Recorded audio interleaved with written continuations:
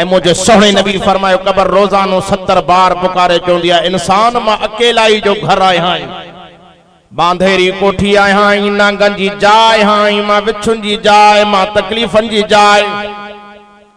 कलमे वारा हिकड़ी कबर मो निकतो आ भी कबर जी तैयारी कर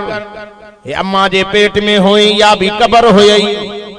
अल्लाह फरमाए तो बाना इन्हीं कबर मुबार कड़ो थमाई पर अम्मा जे पेट में शफकत हुई अम्मा में मोहब्बत हुई बेचारी कड़ी ऊंधी न पई सुमे मत मुझे बच्चे के तकलीफ न थे मत मुझे बच्चे के दुख न थे मत सदमो न पहुंचे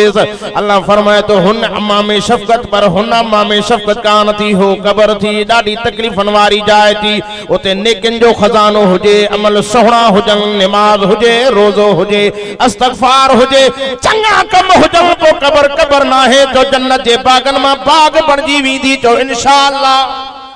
कबर रोजाना पुकारे थी तरीके अल्लाह वारे जो न कबर रोजाना करती है पुकार मुझ में कीड़े मकोड़े हैं बेशुमार कर ले तो रब की रहमत है बड़ी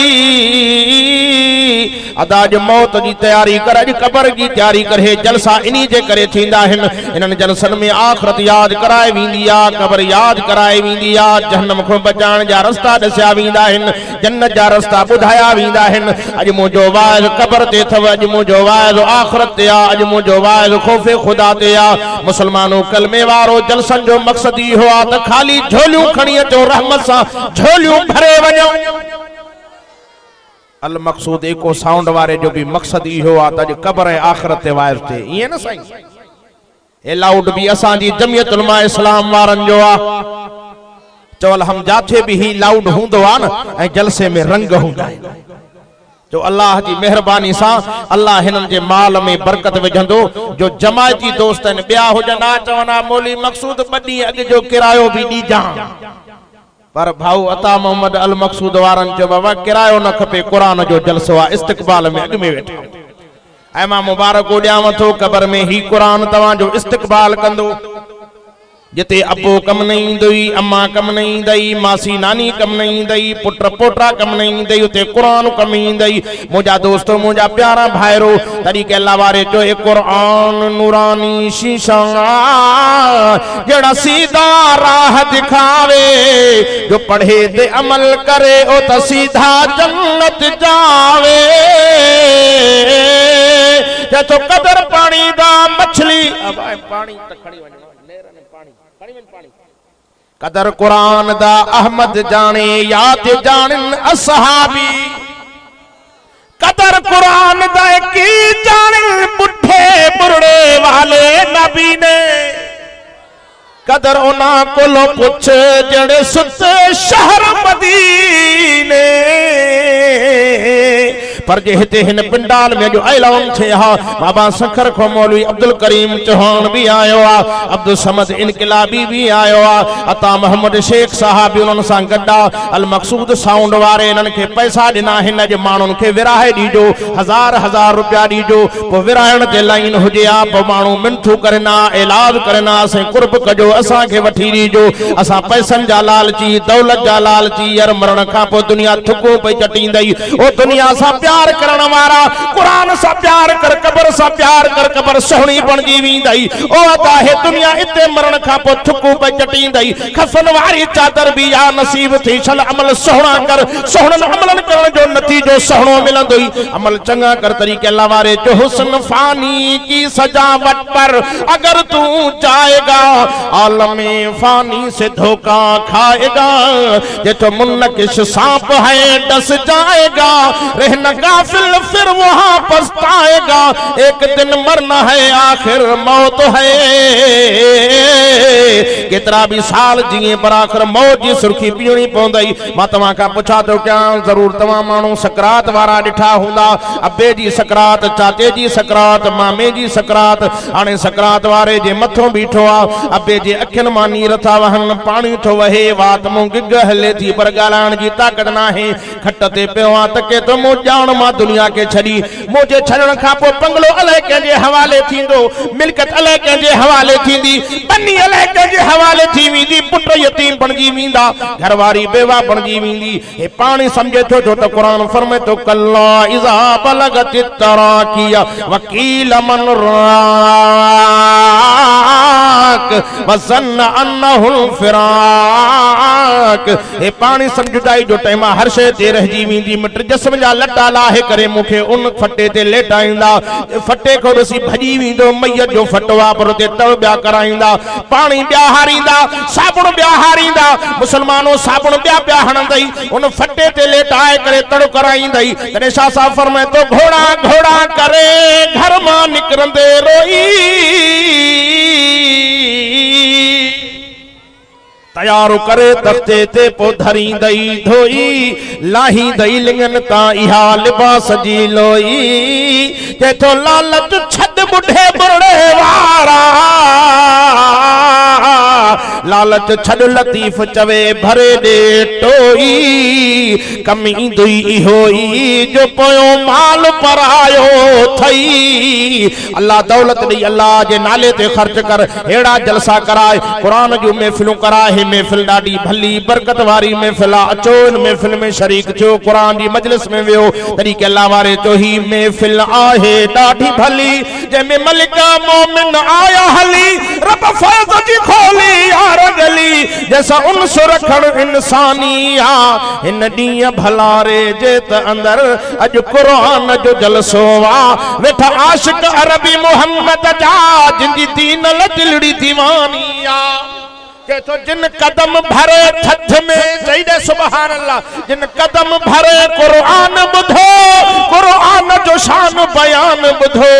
रब जी रहमत वारो ऐलान बुधो जिनके जन्नत जी मेहमानी आ इन ॾींहं भलारे जे त अंदर अॼु कुरान जो जलसो आ आया आशिक अरबी मोहम्मद जा जिनजी दीन ल दिलड़ी दीवानी आ अलाए काथों वीचारो कच्चे मुंह असांजो कारी मुमताज जतोई भी आयो कच्चे शाह बेले मुंह मां चयोमांसि भला साईं चांहि भी न पीती आहे कुरान जे इश्क में आयो अहिड़े कारी मुमताज जतोई तू कुरान जो दीवानो आहे कुरान जो परवानो आहे कुरान जो मस्तानो आहे अल्लाह हिन कुरान जे करे तोखे सदाई बुढ़े ॻोठ में राहींदो चो इंशाअल्लाह इन बुढ़े में न भाउ ॿिए बुढ़े में पढ़ाईंदो आहे अल्लाह सभिनी मुसलमानन के कुरान से मोहब्बत नसीब करे आमीन चो ये दुनिया जो जहान फानी थी अबदी जिंदगी जी तैयारी कर तेरे शाह फरमाए तो बंदा पुछणा इन जाहिला छॾो हाणे साण न हलंदुई पीउ न को भाउ न को भाणे अकेलो वनी कबर में सुम्हारी दई आणे कबर पीड़े पैमाल कंदई जीअं सरह मंझ घाणे केथो वात मुंह वाका करे निकरंदई जिगा थन प्यारी हई माणी मरण पुजाणा पाणे सजू कंदे सैयद चवे मरण का पो सब गालियों सच्चियों कंदो हे भी गलती माखो थी हे भी गुनाह मुखो थियो हे भी डूह जो कम मुखो थियो अल्लाह फरमाइंदो पढ़ पंहिंजे किताब के जेको कयो हुई लिखियो प्रति माल हाज़ल किताब ला युगादिरु सगीरतम वला कबीरा ॾिसी करे हाजी अता मोहम्मद तवज्जो कर ॾिसी करे चवंदो है अफ़सोस जेको गुनाह अबे खां लिकायम अम्मा खां लिकायम चाचन मामन खां लिकायम नाने ॾाॾे खां लिकायम अॼु उहो गुनाह भी लिखियो पिया बची कान सघंदुमि अल्लाह फरमाए थो बाना गिणती न कर केॾा भी गुनाह कया ही जबलन जहिड़ा गुनाह कया ही पर ही अहिड़ी महफ़िल मिली इन महफ़िल जे सदके तुंहिंजा गुनाह धोपजी विया जहन्नम खां बची जन्नती बणजी वई अदा जिन कदम भरे कुरान ॿुधो कुरान जो शान बयान ॿुधो रब जी रहमत वारो ऐलान ॿुधो जेतो तिनखे जन्नत जी मेहमानी आ इन ॾींहं भलारे जे त अंदर अॼु कुरान जो जलसो आ वेठा आशिक अरबी मोहम्मद जा जिनजी दीन ल दिलड़ी दीवानी आ अब कुरान जा आशिक चो थध में भी पहुंची आ चो गर्मी हुजे सर्दी हुजे चो कुरान ॿुधणो आ छो त मोमिन मुसलमान जी खुराक मोमिन जे ईमान जी खुराक रूह जी ग़िज़ा जो क़ुरान आ इन्नमल मुमिनून अल्लज़ीना इज़ा ज़ुकिरल्लाहु वजिलत क़ुलूबुहुम व इज़ा तुलियत अलैहिम आयातुहु ज़ादतहुम ईमानन व अला रब्बिहिम यतवक्कलून। कारी मुमताज जतोई के हुकुमात जल्दी जल्दी स्टेट ते अचे वरना ऐनक न हुंदई। मस्जिद के छड़े अच अल्लाह जो कुरान बुध छो त रहमत वारे कुरान में फायदो आ। भल केड़ी भी मंजिल ते पहुंचे कारी थे हाजी थे मालवी थे जो कुरान बुझणो इंशाअल्लाह जिंदगी मिली आ। हिन कुरान के पढ़णो आ हिन कुरान के बुझणो आ। कलमे वारो हिन में रहमत हिन में शिफा व नुनज़्ज़िलु मिनल कुरान मा हुवा शिफाउ व रहमतुल लिल मोमिनीन। अल्लाह फरमाए तो शिफा मुझे कुरान में रहमत मुझे कुरान में अच कुरान भी बुध त प्लेट चावरन जी भी खाराया। अवाए साजरी बेचारा पहुंची विया आहिनि। अचकारी साहब त चावरन वारे प्लेट वारे के मां ऑर्डर ॾेई तोखे स्टेट ते खाराया। चए तो मां नेर न आयो आहियां चाह न पीती आहे मतलब इंशाअल्लाह हिते बीठा आहिनि स्टॉल वारा इंशाअल्लाह ताला जो जलसे वारे जी मानी में देर आहे पर हिते त तयार आहे। अच कुरान सां प्यार कर कुरान सां नीह निभाए बेड़ा पार थी वेंदई जहन्नम खां बची जन्नत हलियो वेंदे। मुसलमानों कलमे वारो खुदा जो कसम अते जो दुनिया मो साओ नथो निकरे। मुझे सोहणे नबी फरमाए मलाइक जी भरसा ता बियन तो त दुनिया जी मोहब्बत डाडी मिठी आ। अबे दे तके तो रोए तो अम्मा दे तके तो रोए तो घरवारी दे तके तो रोए तो ते हे मिठा मिठा गोठ किए छडे वणा मिट किए छडे वणा दोस्त किए छडे वणा फरिश्ता भरसा ती बियन सा चवन सा गणती न कर हिते मजो ना है मजो अगना है। अल्लाह से जन्नत जा 8 दरवाजा खोले आसमान जा पर्दा खड़ा तो अखिन सा दिसे तो जन्नत जा बंगला थो दिसे हुरुन जो झलकू थो दिसे। कुरान फरमाए तो हो भी दिल जा दई चवन सा अल्लाह तखाफू वला तहजनू व अबशिरू बिल जन्नति लती कुंतुम तुअदून। अल्लाह जा माना गणती न कर खौफ न कर असा तो के खुशखबरी था जो जन्नत तुझे इंतजार में आ। वदा सोहना अमल कजन या न कजन अमल से बनती है जिंदगी जन्नत भी तो जहन्नम भी। कई दुनिया में नवाब हलिया व्या सरदार हलिया व्या मुसलमानों कलमे वारो तरीके अल्लाह वारे जो काफिला के वया हिन दार दुनिया के छड़े के रहे जो रहे तेरे हमेशा घर वडे। केर दुनिया में ते रहंदो अब्बा डाडा हलिया व्या 1.25 लाख नबियन जो नबी मिठो मोहम्मद करीम उहो भी दुनिया में न रहो जंहिंजे करे कायनात पैदा कई। ये मिठे मोहम्मद अरबी जे करे अल्लाह से आदम नबी के पैदा क्यों नूह नबी के पैदा क्यों। अल्लाह फरमाए तो मुझा सोहना नबी तो मोहम्मद करीम जे करे मां अल्लाह से पूरी दुनिया जो चरखो जोड़म महबूब जो तोखे पैदा न किया हा त कायनात ही पैदा न किया हा। बुढ़े बुढ़े जा मुसलमानों जिंदगी मिली जवानी मिली इज्जत मिली जो महबूब मीर जे करे अल्लाह उन महबूब मिठे मोहम्मद करीम सा सच्चो प्यार नसीबता फरमाए सच्चो इश्क नसीबता फरमाए सच्ची मोहब्बत नसीबता फरमाए। अखियों बूटी दो वींदे कब्र में पुजंदो वींदे खुदा जो कसम कब्र भी तोखे मुबारक ॾींदी। हाराए ना आयो तो दुनिया मो खटे आयो मुझे सोहणे फरमाए बेदीन थी मरी आयो बेनमाजी थी मरी आयो कब्र पुजंदो कब्र चोदी ओ बद नसीब तुझो अचण दुनिया मो ना मुबारक तू दुनिया में जमे ही ना हाथ भलो हो मां ॾिसण में मिट्टी जो खॾो पर मुंह में जहन्नम जी बाहि भी भरे। अल्लाह असा को राजी थी रब तॾहिं राजी थींदो जॾहिं अमल असांजा सोहणा हूंदा। जो अॼु पंहिंजे रब खे परचाइण जी नियत सां आया हूं पर केॾा बि गुनाहगार आहियूं जो रब खे प्याराऊं जो अल्लाह के मानो प्यारो आ तरी कुरान में दिल जा दींदे फरमाए कुल या इबादी अल्लज़ीना असरफू अला अनफुसिहिम ला तकनतू मिर रहमतिल्लाह इन्नल्लाह यगफिरुज़्ज़ुनूब जमीआ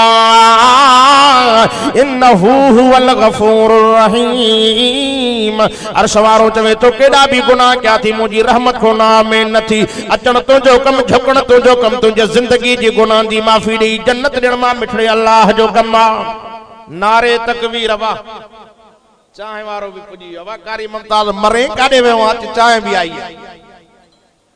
लिखई ते चाहे भी न मिली आ कुछ न मिलियो आ वा हेॾे अच पापो भी आहे त चाहे भी आहे हाजी अता मोहम्मद जे हथ में। नारे तकबीर शान मुस्तफा, शान सहाबा, शान अहल बैत, जमियतुल उलमा इस्लाम, कायदे मिल्लत हजरत मौलाना फजल रहमान, हजरत मौलाना अब्दुल करीम अफसक्कर, नारे तकबीर। अज मुझो वाइज यार आखिरत जे फिक्र ते आ त मौत के याद कयो, मौत विसरी वई। मौत याद हुजे हा त मानी न वणई हा, घर न वणई हा, उताक न वणई हा, बिस्तरो न वणई हा, कबर के याद कर। अच अज गोड़ा गार, अखिन मां गोड़ा न किरंदई, मथो माफ़ी जो फैसलो थी वेंदई। दादा मां चांहि न पीअंदम, मां पी आया आहियां। मुंहिंजो दोस्तो अहमद अली नूनारी उन पीआरी मूंखे। अल्हम्दुलिल्लाह मुझा दोस्तों ऐं मुझा प्यारा भाइरो, अल्लाह सभिनी के कुरान सां मोहब्बत नसीब करे। आमीन त चओ यार। रख कुरान नाल यारी तत को मिले जन्नत दी रहदारी। अफसोस है अल्लाह अल्लाह, अफसोस है कुरान तेरे चाहने वाले न रहे, जिनका तू चांद था वो सितारे न रहे। ये तो अफसोस है इन बच्चों पर जो दुनिया के तराने तो सीखे मगर उकबा का तराना भूल गए। दुनिया जी डाइजेस्ट किताब जिसे पे पढ़ंदो, अखबार पढ़ंदो, ऐनक लगाए करे वेठो वेठो गलत गालियों पढ़ंदो, पर मजाला जो कुरान पढ़े जे पुछे चवंदो यार दीद सही ना है, नजर कमजोर आहे, इन्ही जे करे मौली साहब कुरान नथो पढ़ी सघां। मां चयो त कुरान जो मुफ्त में तोखे नुस्खो ॿुधायां। मदीने जे मीर रहमत दो आलम सल्लल्लाहु अलैहि वसल्लम जन फरमायो, पाण फरमाइनि त भली कुरान सीने में याद हुजे पर इन जी ॾिसण जी बरकत आहे। पाण फरमाइनि त जेको ॾिसी इन जी रोज़ानो तिलावत कंदो, मां दावा सां चवां थो जेसीं ताईं हयाती हूंदसि दीद न खुटंदसि। कुरान पढ़, तू कुरान को बेज़ार आ तॾहिं त दुनिया में दर बदर। अल्लाह कुरान सां मोहब्बत नसीब करे। आमीन चओ। अदा मरणो हिकड़े ॾींहुं ज़रूर आ, मौत ईंदो पर कबर जी तैयारी कर। तॾहिं मुंहिंजे सोहणे नबी फरमाया दुनिया मज़रतुल आखिरा। पाण फरमाइनि त दुनिया आख़िरत जी पोख अथव। हिते दुनिया में जहिड़ी पोख पोखियो था ओड़ी मिलंदव। सारियूं पोखियव सारियूं मिलव, कमंद पोखियव कमंद, फुटी पोखियव फुटी, कणक पोखियव कणक मिली, बाजरी पोखई बाजरी मिली। मुसलमानों जहिड़ी शइ पोखियो था ओड़ी शइ थी मिलई। पर हिते जहिड़ा अमल करे वेंदे, जे खाते ते निमाज़ हूंदई, दीन हूंदई, इस्तग़फ़ार हूंदई, कबर जन्नत जो घर बणजी वेंदई। पर हिकड़ा असांजा दोस्त चवंदा आहिनि मौली साहब असां तौहीद परस्त आहियूं, असां मुवहिद आहियूं, निमाज़ूं पढ़ूं न पढ़ूं जन्नत असांखे मिलंदी। ख़ुदा जो कसम आहे बेनिमाज़ी मुवहिद सॾाइण जो हक़दार न आहे, बेनिमाज़ी महबूब जे हुक्म जो इनकारी आहे। पाक मुहम्मद करीम सल्लल्लाहु अलैहि वसल्लम जे नक्शे कदम ते ज़िंदगी कोन थो गुज़ारे। ऐं मुंहिंजे सोहणे नबी रहमतुल्लाह आलमीन खे निमाज़ मेराज वारी रात तोहफ़े में मिली। ऐं मुंहिंजे सोहणे नबी के अल्लाह से फरमाए मुझा दिलबर नबी, मुझा सोहना नबी आमिना जलाल जेको तो मोहम्मद ते कलमे पढ़ण वारो, मां महबूब तोखे तोहफ़े में निमाज़ ॾियां थो। 5 निमाज़नि जी पाबंदी कंदो, मां सवाब 50 जो लिखाईंदोमांस। अरे सच्ची ॿुधाए जेको हाणे बि न पढ़े पोइ क़यामत में पादर न खाईंदो। हक़ त ॻाल्हायो यार। क़यामत में मोटड़नि में मरी वेंदे, चवे कबर जे अज़ाब खां बचां, जहन्नम जी ख्वारी खां बचां, जन्नत वञा, पोइ जो वाइदो कर त निमाज़ पढ़ंदुमि। जो पंहिंजे रब खे परचाईंदुमि, पंहिंजे रब खे रिझाईंदुमि। मुंहिंजा प्यारा भाइरो रब खे परचायो, पंहिंजे करीम रब जे दर ते झुको। तॾहिं शाह साहब फरमाए तो कखु सड़े पन सड़े सड़े साओ गाहु, जिन रिझायो अल्लाह तो नाचे तिन खे। अज रब के परचाण जी नियत सां सवेर सां तहां भी आया हो, पर आलिम सगोरा भी खोड़ पहुंची। इंशाअल्लाह मुंड खां वठी आखिर ताईं कुरान जे जलसे में वेहंदासीं। मौलाना मकसूद अहमद पियो चवे सही तकड़ न कयो, तव्हां जो टाइम 12 बजे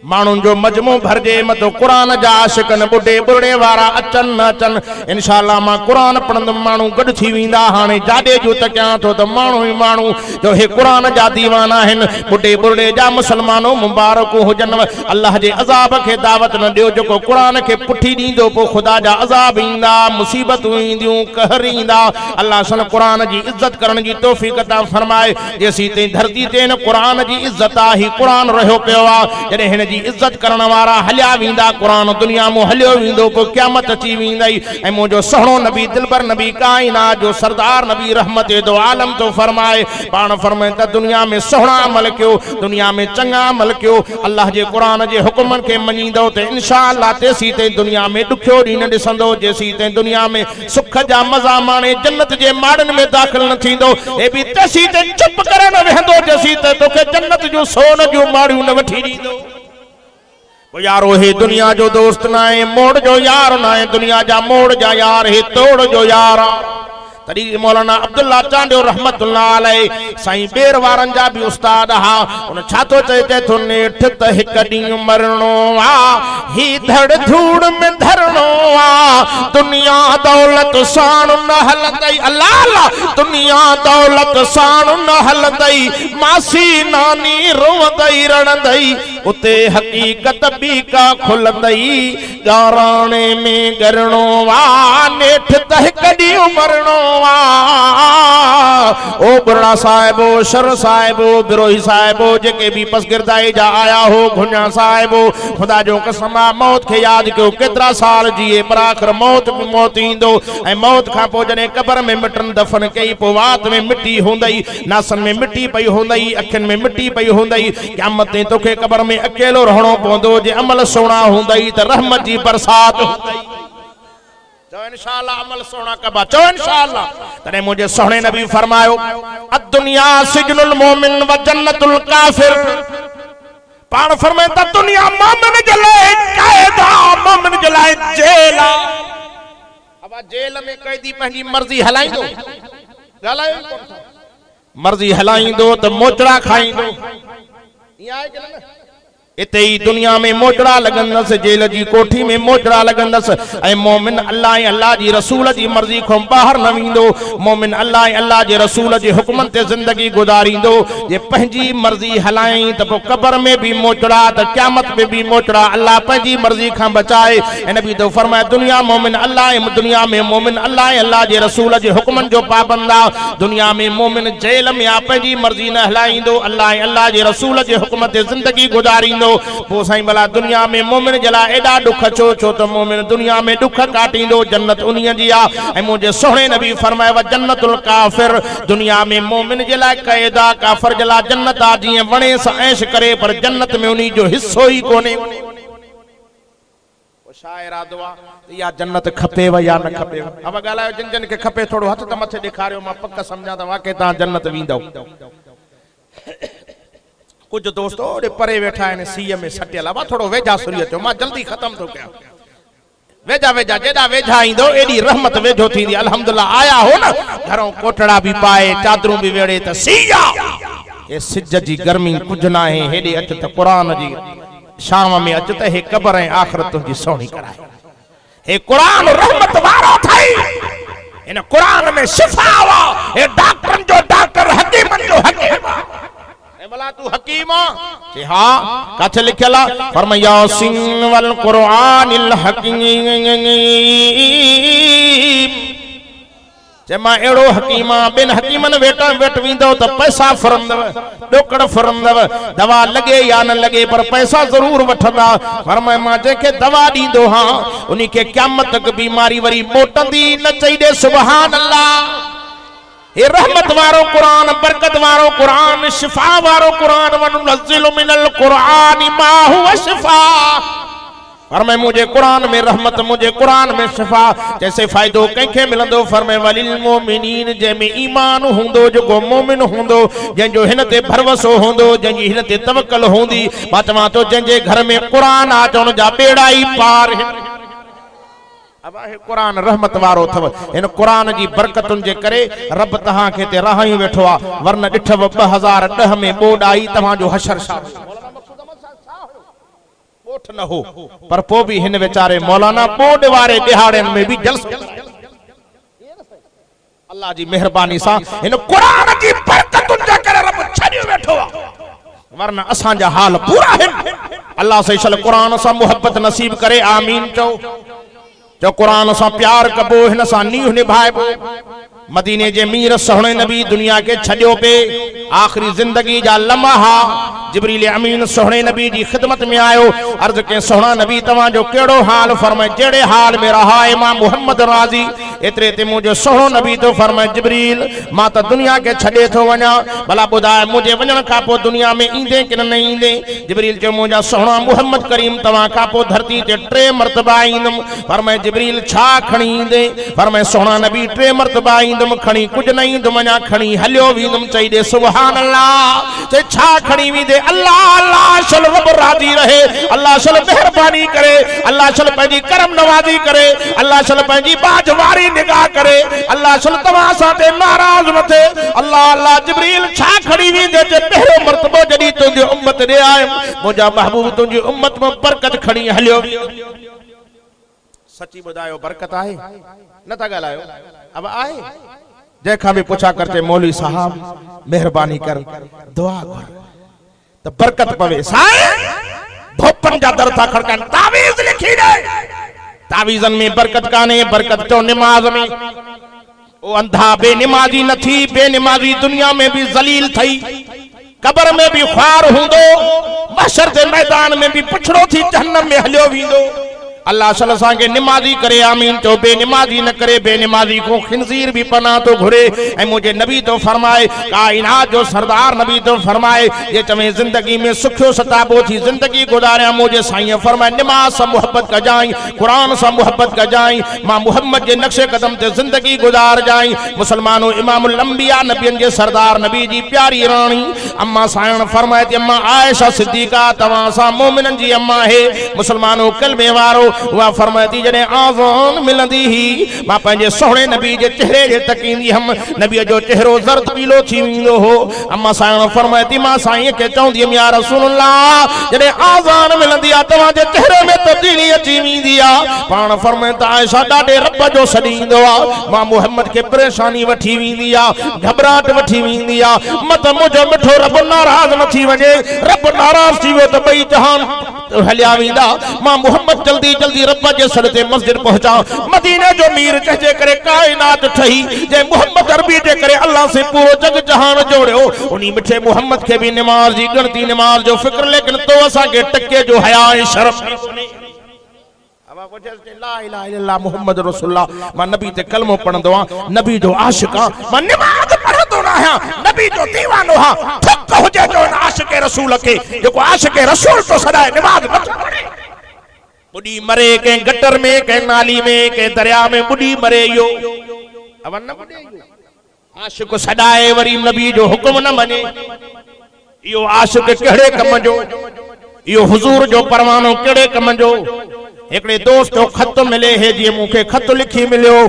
कारी मुमताज अली के तरफा त मुझो भी अल्हम्दुलिल्लाह इते अचण थियो आ मुखे ॾाढी खुशी थी पर खतरो मिलियो पर साईं जो चेहरो न ॾिठो त मलाए काथे आ अल्लाह सल तवा सा मुसलमानन के इन जी इज्जत करण जी तौफीक अता फरमाए ऐं मदीने जे मीर जे तरफों हिन में पैगाम मिलियो ऐं मुझे सोहणे फरमाए नमाज जी पचर न छड़जो दीन जी पचर न छड़जो एकड़े दोस्त जो खत अचे उन के चुमी दे अखिन ते रखे पर चवण न वठे खत के चवे ठीक आ मुझो साईं आ मुर्शिदा मुरब्बी आ पर चवण न वठे हेडो सारो अल्लाह जे तरफों पैगाम मिलियल आ ए कुरान मिलियल आ अखिन ते रखे तो चुमी थोड़े पर चवण छो नथो वठे ओ अंधा कुछ सोच कर चो हिन जो चवण वठबो चो हिन जो चवण वठबो जो इंशाअल्लाह बेड़ा पार थी विंदा मुझा दोस्तों मुझा प्यारा भाईरो मदीने जे मीर आमिना जे लाल मिठे मोहम्मद करीम सल्लल्लाहु अलैहि वसल्लम जन फरमाए जिब्रील पहिरे चकरी दे मोहब्बत खणी विंदे बे चकर छा खणी विंदे फरमाए पहिरे चकर मोहब्बत चई बे चकर बरकत खणी विंदम मालूम छो त ब चकर दई वियो आ बरकत भी वई मोहब्बत भी हली वई किन बुढ़े बुढ़े में मोहब्बत जाम नता गालायो मां एकड़ी जाय ते होम दोस्तन मुखे बुधायो मोहब्बत सा वटे एतरी आ जो अल्हम्दुलिल्लाह पी पुत्र खां बेजार आ अब आई आए करे ना है भा भा खां बेजार घरवाड़ी मुर्स का तंग खुदा करे दर न टपे तो ते मुहांडरो घर में तो अजे जनो सूबेदार थाने में आयो समझो था ना घर ही तो दून सजा पे हुंदो बूथे ही पे हुंदस घरवाड़ी चोंदी अल्लाह करे पनाह सा निकरी वने कावड़ो तो वते मौत बरा कुछ हया कजा शर्म कजा मुजो महबूब घर में वींदो हो मुस्कुराई नबी मुर्के जन्नत जा दर खुली वञनि चाहिए सुभान अल्लाह। नौजवानो घर वारनि सां भी सुठो सलूक सां पेश अचो। वरी चवंदो मौली साहब तू असांखे दावत थो ॾे त घर वारनि जा मुरीद थियो। मां मुरीद नथो थिया चवण थो चाहियां मुरीद न थियो। घर वारनि जो भी हक़ आहे समझो था कि न। उन्हनि जी भी घर जे अंदर सब कुछ करे ॾियणी आहे सुठे नमूने सां अखलाक सां इज्जत सां एहतराम सां उन्हनि सां मिलणो आहे। पर अबे अम्मा जी इज्जत भी करणी आहे उन्हनि खे भी सेखारणी आहे त हे मुंहिंजो अबो आहे अम्मा आहे। अल्लाह साईं इन्हनि जे करे मूंखे इज्जत ॾिनी आहे तोखे भी इन्हनि जी इज्जत करणी पवंदी। तो इंशाअल्लाह अबे अम्मा जी इज्जत भी ॻाल्हायो त सही।